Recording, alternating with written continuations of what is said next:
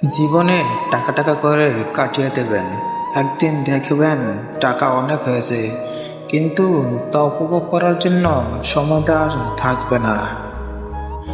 একমাত্র নিশ্চুপ লোকই তার সফলতা দিয়ে তাক লাগিয়ে দিতে পারে।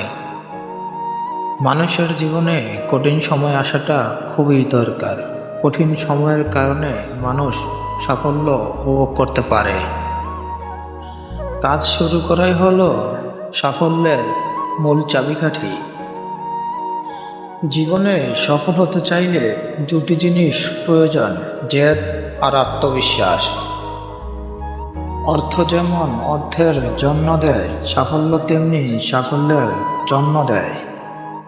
মানুষের জন্য হয় সফলতার জন্য, ব্যর্থতার জন্য নয়।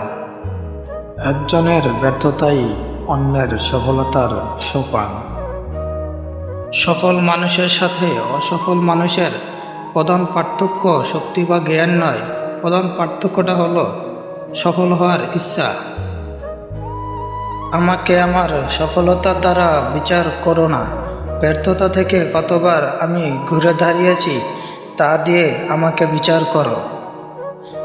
ব্যর্থ হওয়ার নানা উপায় আছে, কিন্তু সফল হওয়ার উপায় একটাই। ভিডিওটি ভালো লাগলে সাবস্ক্রাইব করে পাশে থাকুন। ফেসবুক থেকে দেখে থাকলে পেজটি ফলো করে দিন।